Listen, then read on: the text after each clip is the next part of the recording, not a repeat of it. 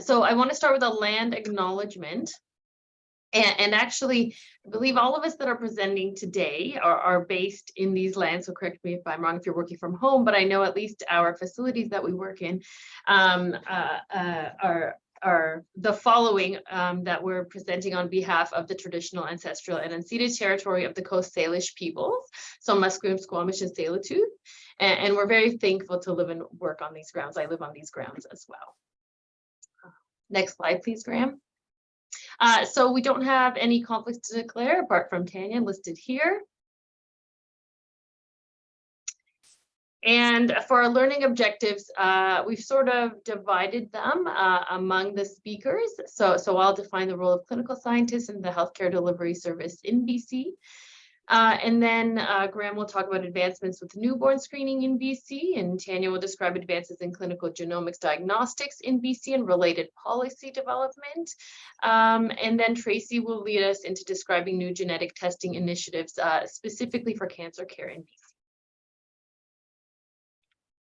So I'll do the sort of big picture. Who are clinical scientists? And so often confused with, say, a clinician scientist who has an MD.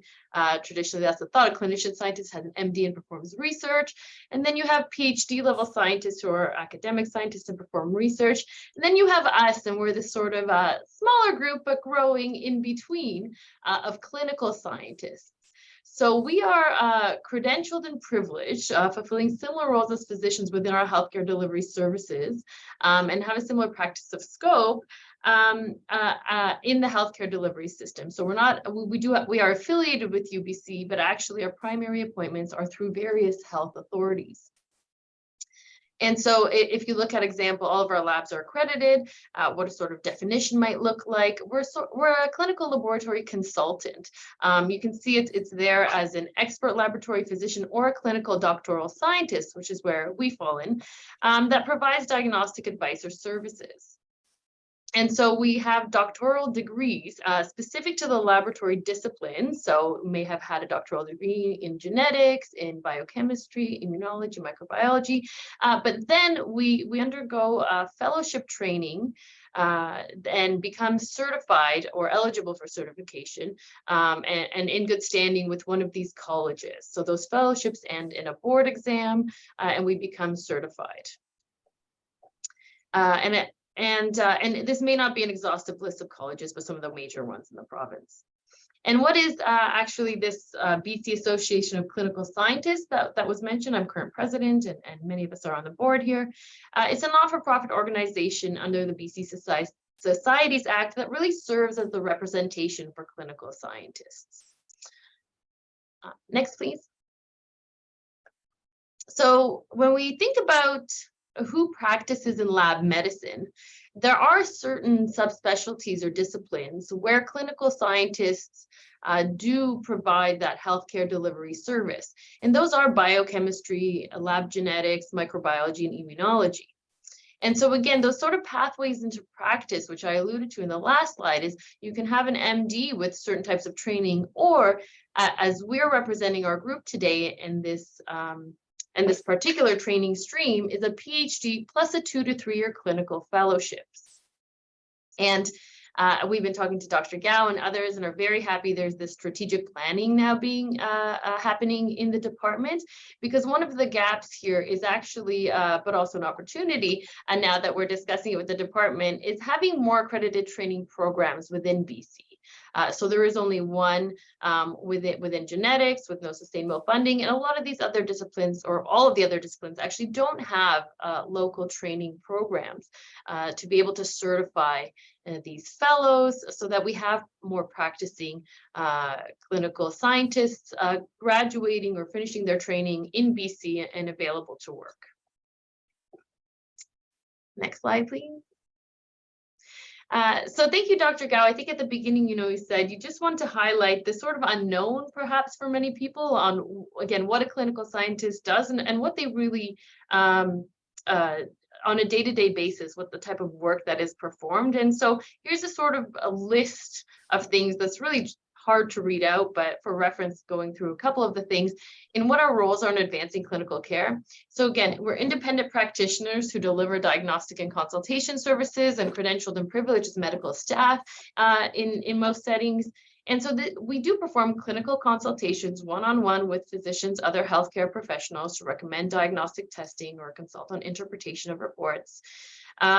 Many of our work involve quality initiatives, quality improvements, ensuring our tests are reliable and accurate, investigating discrepant results, any incidences that happen that may affect patient care, and providing, in some subspecialties, may provide on-call services. And also, depending on, again, the disciplines, there may be a lot of support in the public health area. And so in terms of diagnostic services, this is really creating and directing accredited diagnostic testing, leadership in the design, validation, implementation of these tests. Again, that quality management, making sure we have the right quality assurance programs, right tests, and the tests are performing as we would like. And then, really supporting also the modernization of our diagnostic services. That's where that sort of research comes in. It's more of an R&D. Are there more advanced technologies we could use to detect organisms? Organisms for myself as a microbiology, or genetic mutations, or chemicals. It's hard to put your hat on for other disciplines. And for surveillance, for policy. So that's where the sort of R&D and research comes in. And we do play these leadership roles within the labs then and in healthcare organizations, both provincially and nationally. We may sit on a lot of committees to develop guidelines, etc. For training, we do support and develop training programs for clinical scientists in a limited way here again locally, but would like to do more of that. And we also support teaching and training for medical residents and technologists and other personnel. So this is sort of, if somebody asks, what do you do actually on a day-to-day basis? No one can give you an example that would reflect everyone's discipline or every different one of us in any field. So here's something that I put together for a career day one time, and it was really my early career example. But just to highlight again that really a lot of the lab responsibilities may take up someone's time, especially in your early career where you're assisting technologists and in interpreting tests and quality assurance and troubleshooting. And then there's that healthcare consultation in yellow, interpretation of tests and one-on-one consultation with physicians. And then there may be some, some administration role, finances, capital asks, overseeing accreditations, and then again, some teaching and that R&D. And of course, sort of didn't put in here, but maybe it would fit in as well as, again, those guidelines and policy making under some of these roles as well. And so one of the gaps and opportunities, one of the gaps and opportunities to highlight here is really, although we function as healthcare professionals and we're a credentialed medical staff, in certain circumstances we're actually excluded from the Health Professions Act, but trying to make some leeway there. And I think again this is a new and evolving field, maybe for microbiology it certainly is. And so really making sure that for patient harm or safety, we really do consider this a healthcare profession and have the appropriate college to back us up. Next, please, then, Graham. So I do want to wrap up. And so in my intro is that where are we? Just another sort of more figure just to show you where we are. You're probably interacting with us all the time. So these PhD certified clinical scientists, a lot of us by specialty are clinical biochemists, as well as geneticists, and then less in clinical microbiology. And we do have a colleague, at least I know of one in immunology, but probably can't fit that in a pie chart.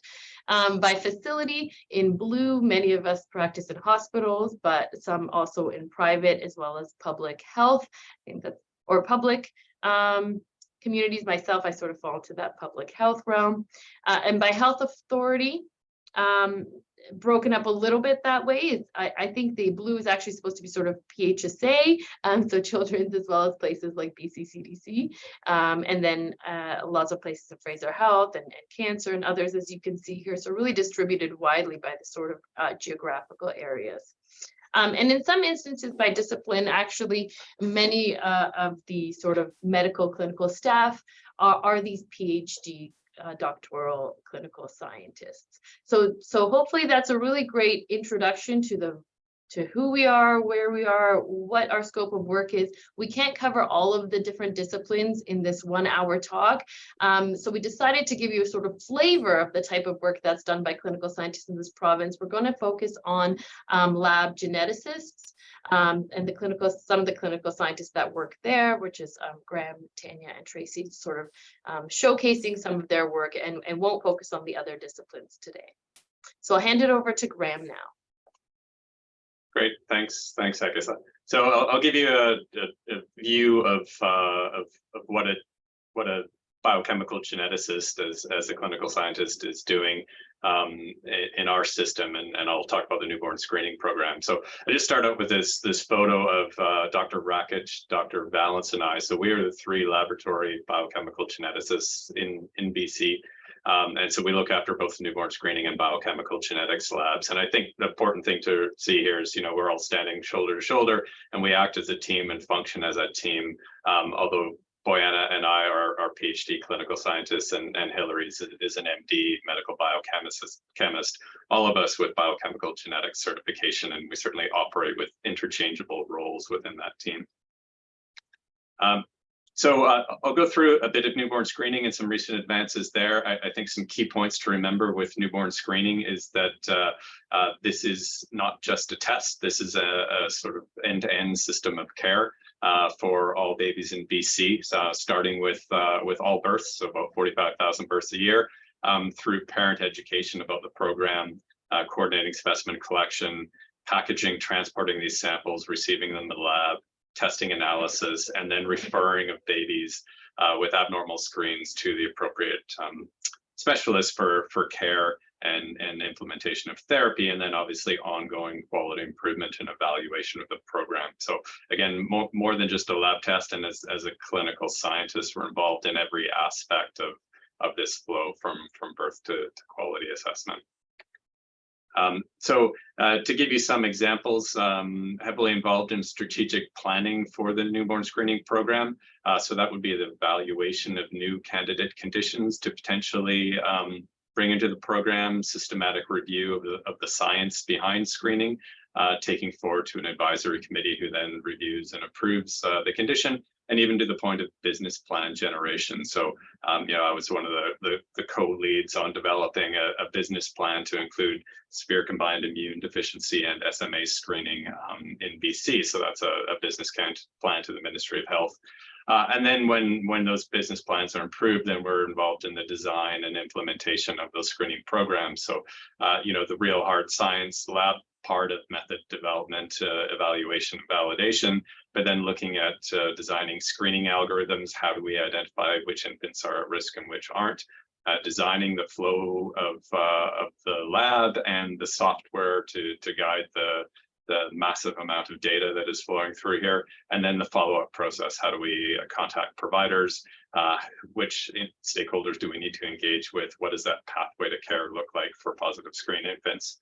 And then on a day-to-day basis, it's the operational leadership. So analyzing the analytical performance of the lab, the actual interpretation and reporting out of abnormal screen results. So identifying those high-risk infants and acting on them, coordinating the follow-up of care, and then that ongoing evaluation of the program performance, and then reiterating all of this design and implementation. So to give you an idea of the newborn screening program, how it's structured, we have 45,000 births a year in BC. We receive dried blood spot specimens from a heel poke.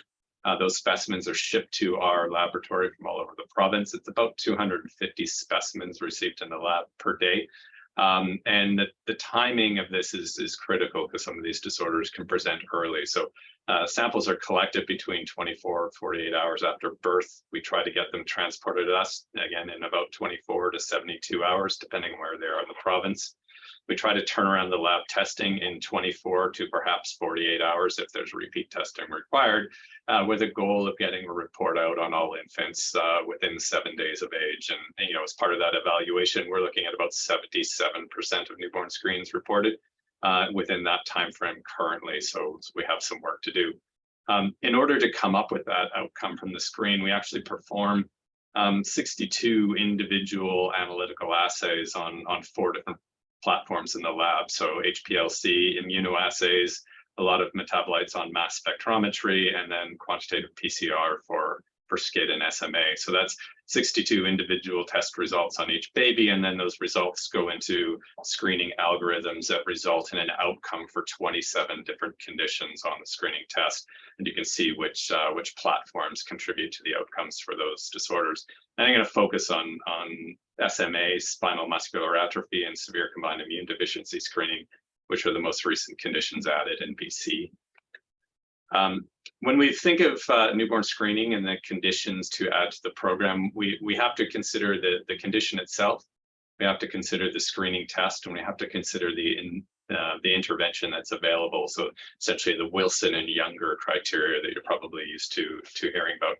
So as far as the conditions go, spinal muscular atrophy is a common genetic condition in our population. 95% of cases are a homozygous deletion of the SMN1 gene, so the spinal motor neuron 1 gene, causing progressive muscle atrophy and weakness. It's the leading genetic cause of death in infants, about a 1 in 10,000 incidence in BC, so that would be about 4 to 5 cases per year given our birth rate. And an interesting and important part of screening for SMA is that there is a pseudogene, the SMN2 gene, whose copy number modifies the phenotype of SMA. So ranging from severe type 1 SMA, these are the kids who will never sit, through type 2, the kids who will never walk, and then type 3 and 4, which are the milder end of the spectrum, where you can have normal lifespan and some degree of ambulation, and all of these modified by the number of SMN2 copy numbers. The other condition recently added is severe combined immune deficiency, and this is essentially a collection of about 20 different primary genetic defects that all lead to profound immune cell dysfunction and high risk of frequent infections, and a much lower estimated risk in BC, about 1 in 60,000. So we'd expect about 1 case every 1.5 years. We group these together for screening because of the test. So we can test for both of these disorders using a multiplex quantitative PCR assay. For SCID, we're measuring these small circular pieces of DNA that come off of T cell receptors when they recombine. So these T cell receptor excision circles. It's a semi-quantitative method, but we're able to identify decreased levels of TREX in those kids with SCID. And then SMA, we're looking at a qPCR for the SMN1 gene. This is a presence-absence assay, so it allows us to avoid carrier detection. If there is no SMN1 gene detected, then we go on to second-tier testing for the SMN2 gene. That happens in the Genome Diagnostics department, straight from the newborn screening dried blood spot. And then we have an endogenous control, so it's a 3-plex multiplex assay that's done daily in the lab. And then the consideration of what do you do as an intervention for these disorders. So for spinal muscular atrophy, this was previously a relatively untreatable condition, but new therapies have dramatically changed the landscape. So Spinraza, Risdiplam, and Zolgensma, 3 different therapeutic ways of addressing SMA, either through modifying the SMN2 splicing to increase the amount of functional protein that gets produced by the SMN2 gene, or in the case of Zolgensma, this is a gene therapy to replace the SMN1 gene. And all of these drugs are expensive, and they have various complications for the therapy. So intrathecal administration for Spinraza, daily oral therapy for Risdiplam, Zolgensma is a one-time intrathecal infusion that estimated about $4.5 million per patient treated. But the evidence of outcomes is good, and this is some evidence from the phase 3 trial for Zolgensma showing a dramatic improvement in the CHOP and 10 score, which is a measure of motor function in these kids. The earlier you intervene, the better these kids do. So it's a dramatic change in the natural history of disease for SMA. In SCID, the therapy is essentially a hematopoietic stem cell transplant, and there's good evidence to support improved outcomes from earlier interventions. If you identify these kids in the neonatal period, you can have near 100% survival, as opposed to about a third of the kids not surviving the neonatal period if not picked up through screening. So that gives you a flavor of the things we consider when adding newborn screening conditions. This is the reality of doing it. For SMA, the implementation and review was quite quick. We did a systematic review in 2019, had it approved by the advisory committee that year, submitted a business case.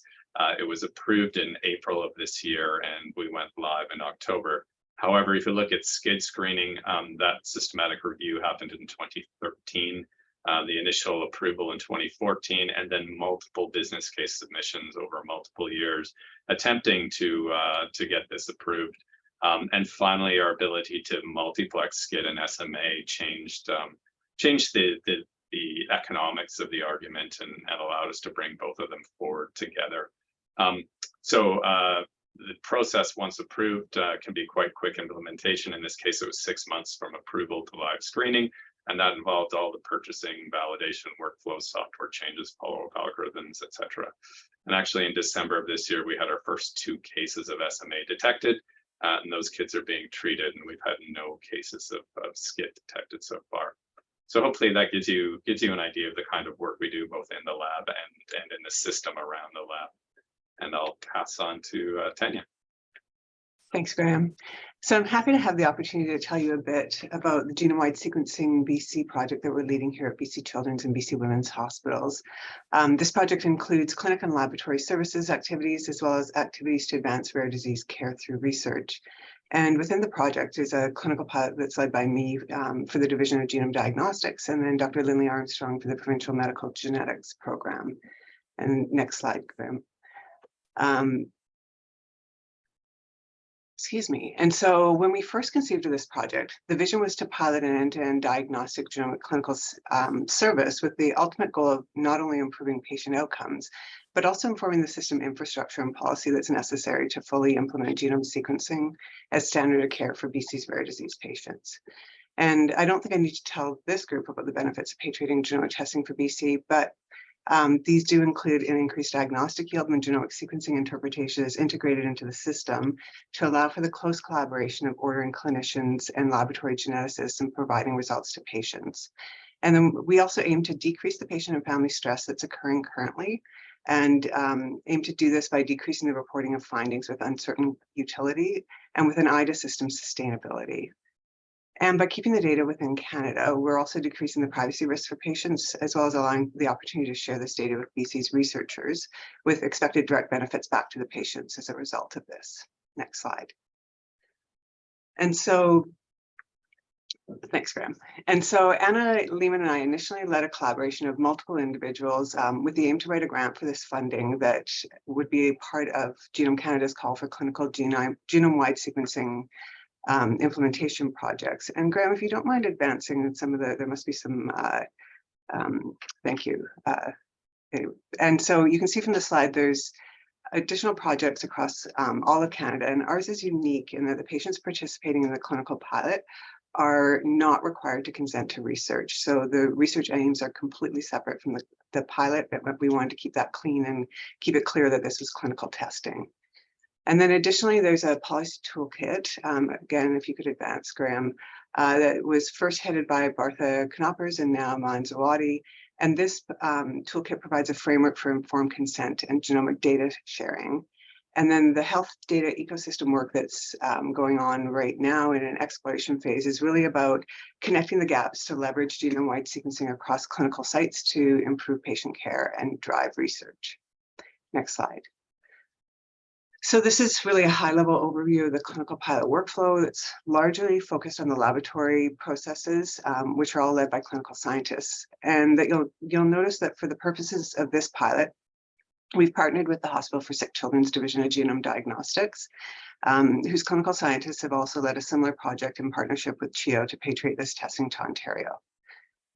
It should also be noted that BC is quite unique in that we actually have a large number of MDs who are providing the delivery of genomic laboratory care, but in most other provinces, including Ontario and Quebec, Alberta, it's actually quite rare for MDs to be certified in molecular and cytogenetics specialties. Next slide. So there were a number of system-related decisions that we provided feedback on within the PLMS that I haven't captured here. But what I really want to focus on is the laboratory policy development that was required in order to ensure that we met the goals of this pilot and informing how this care is provided in the province. and which to date have focused on the 3 steps that I've highlighted here in orange.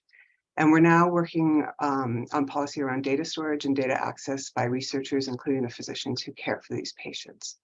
Next slide. So these policies were developed out of the recommendation of expert working groups that were struck to consider these questions. These working groups, as you can see here, were composed of clinical and laboratory geneticists, along with laboratory scientists. And what I'm highlighting here in bold is the clinical scientists who led and participated in this process in order to achieve these consensus policies. Next slide, please. And so the first policy was around how to approach analysis and reporting to ensure that we had a sustainable process, both within the laboratory and within the clinic. And as many of you may have experienced, currently when testing is sent outside the province, often variants are returned that have little or no connection with the phenotype of the patient, but are returned for a variety of reasons that ultimately create stress, both for the patient and the family, and as well as increased impact on the clinic and laboratory system.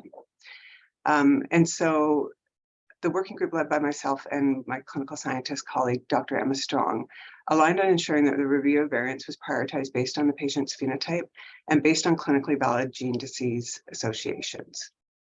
Next slide. And so additionally, coming out of these discussions, it was recognized that both lab and clinic, there are variants of uncertain significance that are being reported, not only for the out-of-province genome-wide sequencing, but also for in-province chromosome microarray. And these underlying premises that were developed could provide value to the patient and the system. And so a provincial working group was struck, which was led by my clinical scientist colleague, Dr. Lindsay Brown. And the aim was to achieve consensus recommendations around reporting of variants of uncertain significance, not only for genome-wide sequencing, but also for chromosome microarray. These recommendations aim to ensure that variants of uncertain significance, or VUS as we like to call them, are reported when they're likely to be impacting the patient and not just benign rare variation. And so, for example, reporting these variants where additional evidence might allow reclassification to the variant to likely pathogenic, but not reporting the variants where there's no evidence that the variant may be pathogenic, and it's just that too little is known about the variant to actually classify it as likely benign. And so some examples of that would be copy number variants that contain a small number of genes, but none of these are known to be dosage sensitive, or single nucleotide variants that are synonymous and not predicted to impact splicing. And so there's really little value of reporting these variants back, but they cause a lot of impact on the system and a lot of impact on patients. And so we went live with this reporting practice change in November of this year. And sorry, I didn't mention here also that this was done in collaboration with our colleagues at Royal Columbian Hospital. Next slide. And so finally, the Incidental Findings Working Group reflected on the return of both secondary and incidental findings and the impacts of those on patients in the system when findings of uncertain utility are returned. And as well, we reflected on the available evidence of benefit to returning these findings versus the harms. And we ultimately came to the consensus of limiting the reporting of genes to those that actually had known impact or clinical utility. And so, and then within those genes, variants that have clear pathogenicity. And in the end, that's actually quite a small list of genes and variants where there's actually evidence to suggest that returning them will be of benefit.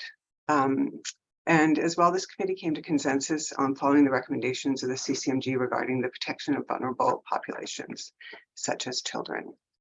Next slide, please. And so these policies that I've briefly touched on, they continue to be refined from the learnings of the clinical pilot as we move through the various stages, and additional policy developments continuing in order to support data management and access within the province. And so I'll hand it over to Tracy to talk a bit about the work that's happening over at BC Cancer.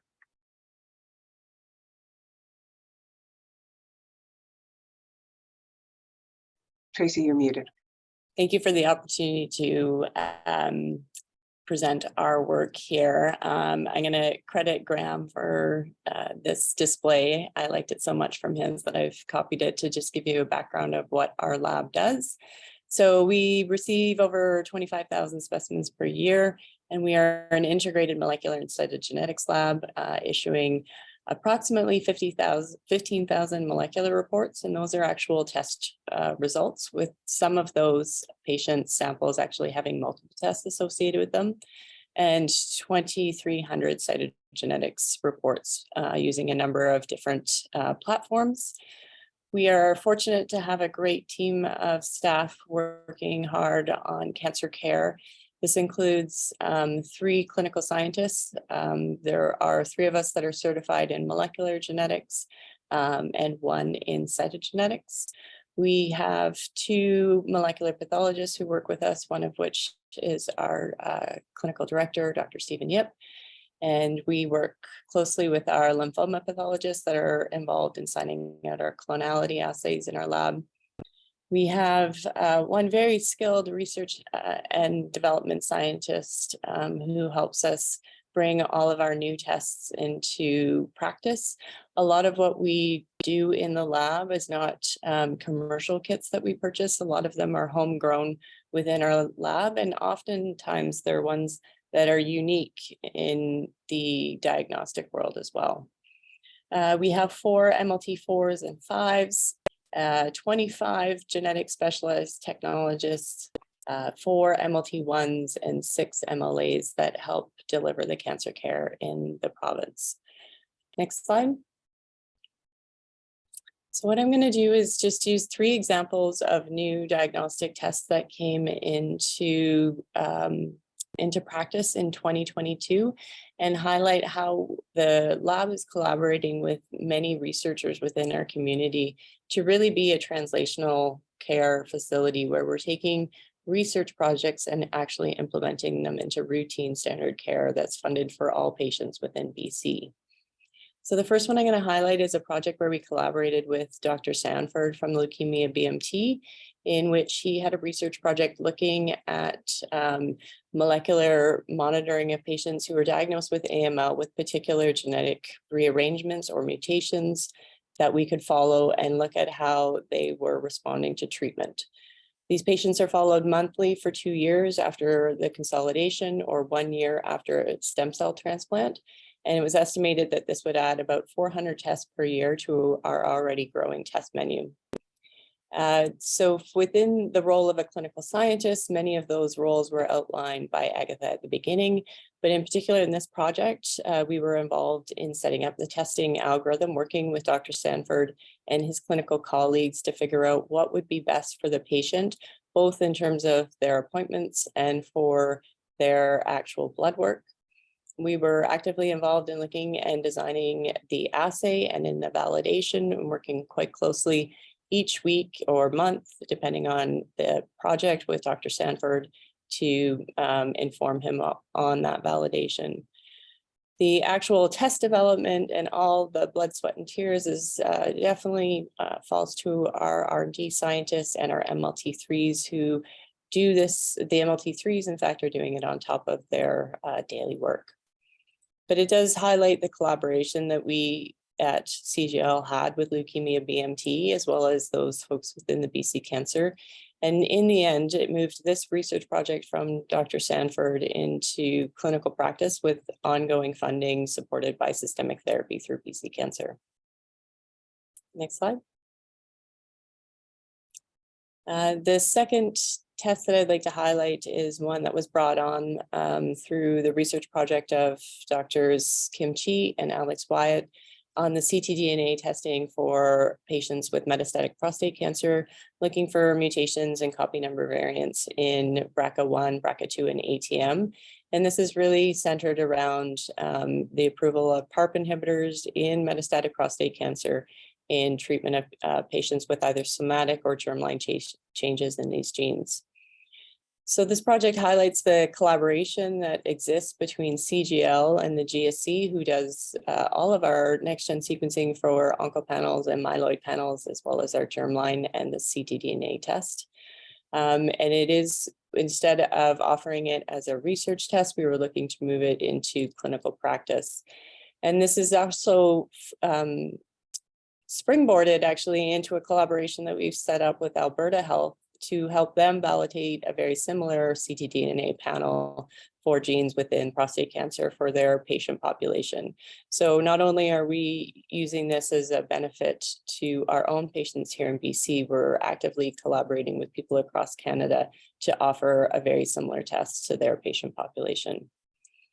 In addition to the ctDNA test for metastatic prostate cancer, we also looked to include our oncopanel for this indication for prostate cancer, which hadn't been done up until 2022.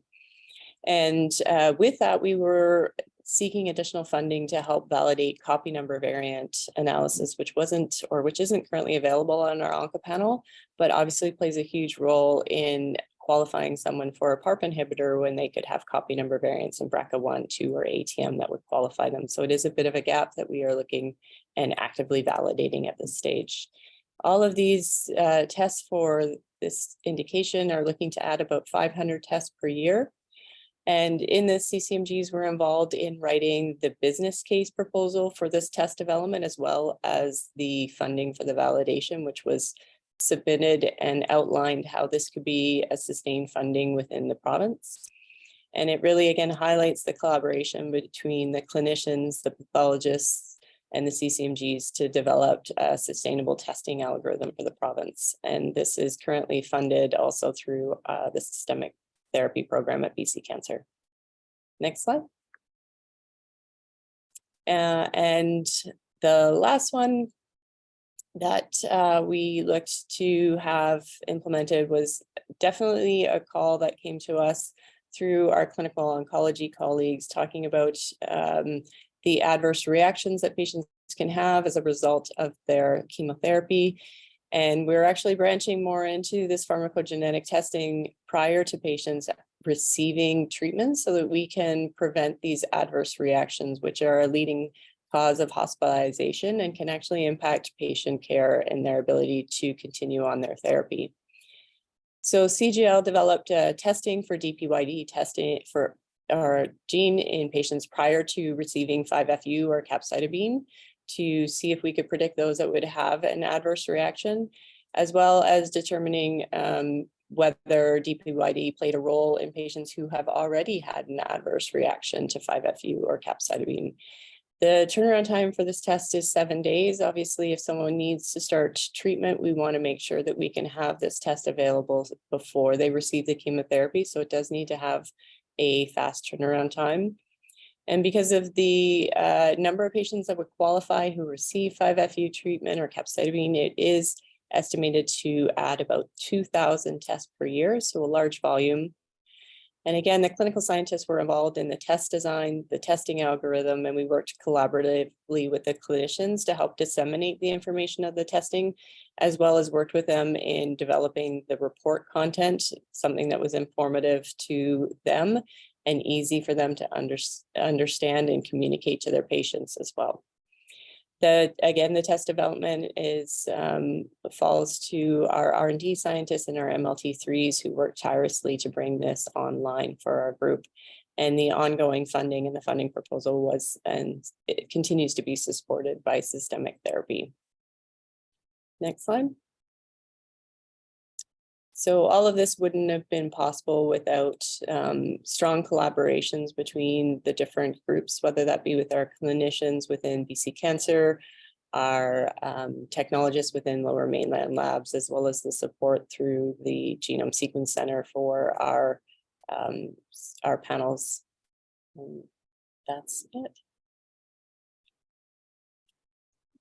So I will just take the wrap up, but I think those were really excellent examples and so nice to hear about your work about, the initiatives and testing and services that are being undertaken in this discipline. And so I didn't really know how to wrap up the role of clinical scientists. So I just put a bunch of buzzwords just to relay again. These are examples of the types of work that clinical scientists may be involved in.